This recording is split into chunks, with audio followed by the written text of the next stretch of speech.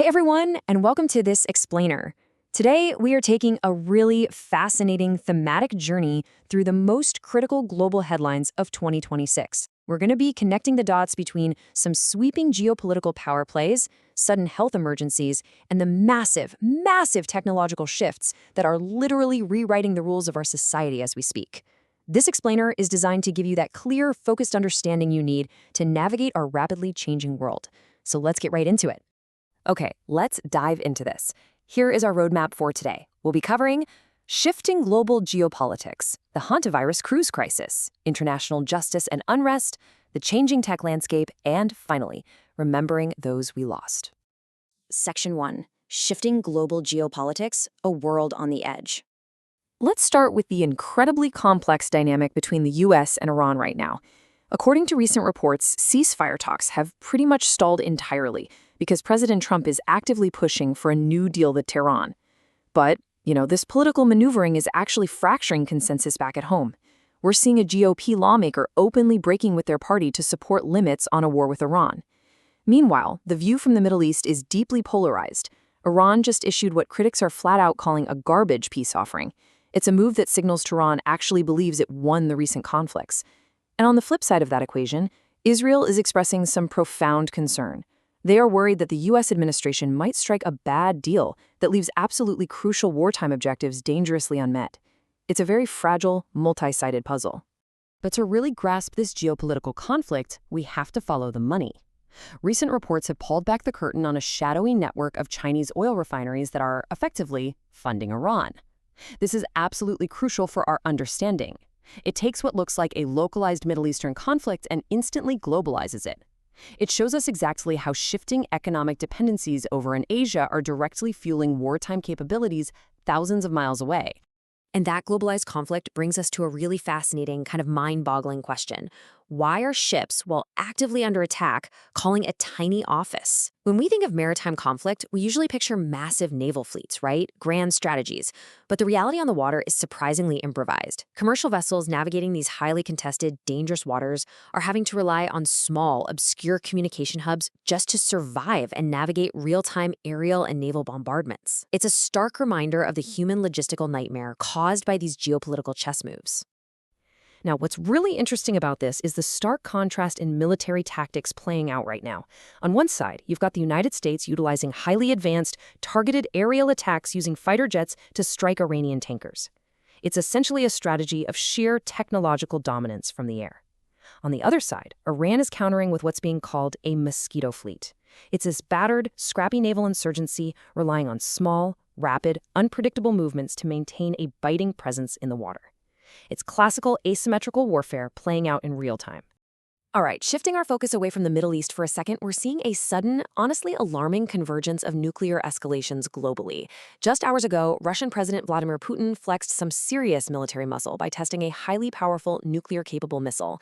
Stepping back just a few days, an incredibly mysterious and dangerous event occurred. A Russian ship actively carrying submarine nuclear reactors sank on its way to North Korea. And looking a few weeks ahead, as regional anxieties peak, we have a Taiwanese opposition leader urgently pushing for dialogue over weapons ahead of the highly anticipated Trump Xi summit. The global drumbeat of nuclear posturing is definitely accelerating. Section 2. The hantavirus cruise crisis, a health emergency at sea.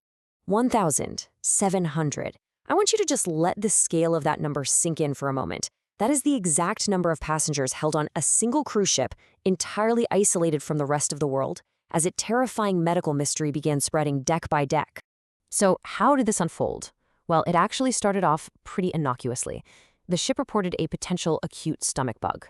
But the real nightmare began when medical officials confirmed it wasn't your run-of-the-mill cruise ship virus.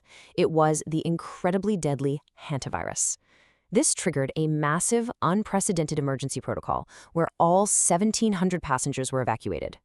Now, the completely empty, contaminated vessel is headed towards Spain's Canary Islands, while global health officials are literally racing against the clock to trace all potential contacts. You might be wondering, why is this happening on a cruise ship, of all places? Well, this isolated incident is actually tied to a much larger global trend. A former CDC director has voiced grave concerns over this outbreak, and health experts are pointing a direct finger at climate change.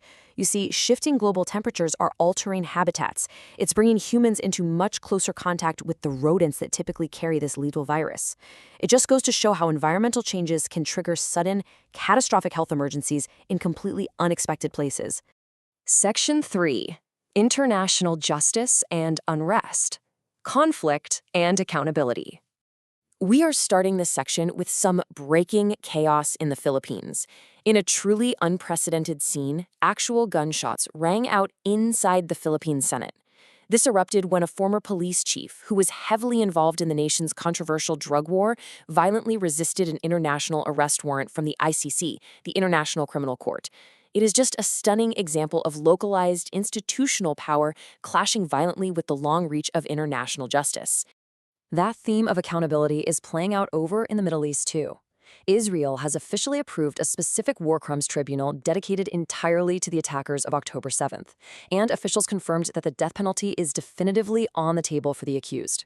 Concurrently, a massive new CNN report was just released detailing evidence of systematic rape and sexual violence committed during that initial Hamas attack. The mechanisms of both international and state justice are moving very rapidly to address these reported atrocities. It was a real hell. Those are the exact words of a Palestinian journalist describing the year he spent inside an Israeli prison. You know, when we talk about all these high-level geopolitics, military tactics, and tribunals, it is absolutely crucial to look at the individuals caught up in the machinery of these conflicts. The trauma in this region is profound, it's deeply rooted, and it impacts human lives every single day on all sides. Section 4. The Changing Tech Landscape. Innovation and Consequence. Are you completely trustworthy? Imagine being asked that in court. That pointed question was fired by Elon Musk's attorney directly at the CEO of OpenAI during a high-stakes trial. And this brilliantly illustrates where we are right now. We aren't just marveling at what AI can do anymore. We are locked in fierce legal and philosophical battles over who controls it and whether the architects of our future can actually be trusted with the keys. Because AI is, for better or worse, actively seeping into our physical world. Take this dark legal precedent. The family of a victim of an FSU shooter is currently suing ChatGPT, alleging the AI actually encouraged the attacker. On the economic front, though, new data suggest a pivot in our fears. AI isn't necessarily taking all our jobs entirely. Rather, it's radically shifting what daily work actually looks like. And over in Beijing, autonomous driving is officially taking center stage. It's practically the crown jewel of an exploding Asian innovation ecosystem. But you know, that boom in Asia, it's not the whole story. We are looking at two massively competing economic realities right now. On one side, you have this incredible tech boom, startup growth, AI innovation, driving the future. But sitting right next to it is an encroaching oil crisis. As traditional energy dependencies shift to fuel this new digital world, it's creating severe economic volatility. This dual reality, sprinting toward the future while anchored by the energy crises of the past, is serving as a really stark warning for the rest of the global economy. Section 5. Remembering Those We Lost. Honoring Legacies in 2026. Today, we are taking a moment to remember 3 profoundly different, yet incredibly impactful lives. We lost Brandon Clark, a talented forward for the Memphis Grizzlies, tragically young at the age of 29. We're also remembering Jason Collins, who passed away at 47. He leaves behind a truly historic legacy as the NBA's very first openly gay player, a real trailblazer for authenticity in sports. And we honor Albrecht Weinberg, who lived to be 101 years old. He was a survivor of the Holocaust who possessed the unimaginable resilience to eventually move back to Germany in his 80s. Their impacts on sports, culture, and history will absolutely endure. To bring this all full circle, let's briefly return to how these massive global trends impact everyday human lives. Right now, out in Utah, local residents are fiercely protesting a massive, multi-million-dollar AI data center project backed by investor Kevin O'Leary. The global tech boom we discussed earlier, it's not just happening up in the cloud. It requires massive physical infrastructure, immense amounts of water, and real land. And everyday people are beginning to push back. Which leaves us with this really vital question to think about. How are local communities going to balance this relentless AI tech boom with preserving their own essential resources? Whether we're talking about shifting global superpowers, managing sudden viral outbreaks, or dealing with the physical footprint of artificial intelligence, the overarching theme of 2026 is managing profound, rapid change. I really hope this explainer helped bring these complex headlines into sharper focus for you. Keep asking questions, keep learning, and thank you so much for joining me today.